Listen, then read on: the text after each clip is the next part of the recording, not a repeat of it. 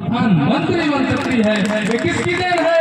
बाबा साहब doctor B R. Ambedkar ji की then है। तो मैं बहनों से ये कहना चाहूंगा, क्योंकि आप लोगों पे सब निर्भर है। यदि मैं मानता हूँ कि जितना परिश्रम बहनें करती हैं उतना परिश्रम भैया लोग तो दिन में खेत में है अपना लेकर, सबसे ज्यादा इनकी मेहनत योगदान इन्हीं का है। तो मैं मानता हूँ कि यदि आप लोग इन बच्चों को तैयार करेंगे, क्योंकि ये युवा इस देश के भविष्य है, आप लोग इनको तैयार करें, इनको पढ़ाई पे शिक्षा पे पैसा खर्च करिए। हमने देखा है हमारी भाई, हमने भी पिछला कार्यक्रम कहीं देखे, जो टीम के लोग हैं वो दारू पिए हुए शराब पिए हुए हैं, इनका क्या? ये तो अपना 5 दिन प्रोग्राम करेंगे, आप लोगों को इनको जो कहना है कहकर चले जाएंगे, धारणा आपको करना है। तो मैं भाइयों से अपने कहना चाहूंगा, यदि आप एकदम नहीं छोड़ सकते तो धीरे धीरे छोड़ो, लेकिन शराब छोड़ना पड़ेगा।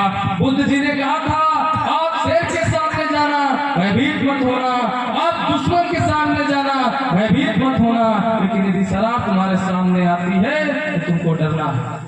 यदि आप शराब से डरेंगे, 5 सील बाबा भगवान बुद्ध ने हम लोगों को दिया है, लेकिन यदि हम 5 सील पालन नहीं कर सकते तो कोशिश करें कम से कम 5वां सील जरूर धारण करें। भाई ने आपको बताया होगा, साथ में भंते जी हैं, ये सुबह आप लोगों को बुद्ध वंदना कराएंगे, आप लोगों को पता है सब कुछ, ये पूरा कराएंगे। और मैं भंते जी से कहना चाहूंगा, हमारी तरफ से भाई कोशिश और कोई कसर मत रखना है।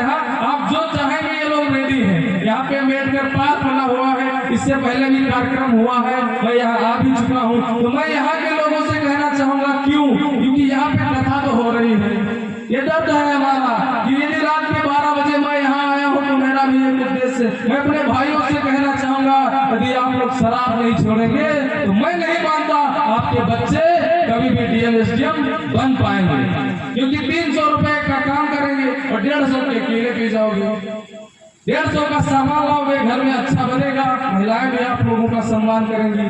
अकेले 150 की पियोगे, घर आओगे, पूछते हो बीवी ने कुछ बनाया नहीं है। बीवी कहाँ से बनाएगी भाई? जब बीवी को कुछ मिलेगा तभी तो बनाएगी। तो ये जिम्मेदारी आपकी। भाई बुरा मत मानना, आप अपने इसीलिए कह रहा हूँ। मैं अंत में अपने भाइयों से कहना चाहूंगा, मेरे भाइयों, बाबा साहब ने हम लोगों के लिए क्या किया है कि जानवरों से बेहतर इंसानी नाम दे गए और जिंदगी जीने के नुस्खे तमाम दे गए। अगर तलवे ही चाटना है तो बात अलग है, वरना बाबा भीम को हमें इस देश की लगाम दे गए, बाबा भीम को हमें इस देश की लगाम दे गए। मेरे साथियों, यदि आप लोग संकल्प लेंगे कि नशा त्यागेंगे, आगे बढ़ने का एक ही उद्देश्य है, एक ही सिस्टम है। यदि आप नशा त्याग देंगे तो मैं मानता हूँ, यदि आज यहाँ मंच पर भाई बैठे हैं, यदि योगेंद्र प्रताप चौधरी इस माइक से बोल रहे हैं, तो यहाँ से जो नए युवा है अगली बार ये ऐसा बोलेंगे इस मनुवाद के कान में, समझ रहे हो ना, अपने आप दर्द पैदा होगा, अपने आप। मैं भाइयों से कहना चाहूंगा कि आप लोग अपने बच्चों को पढ़ाइए।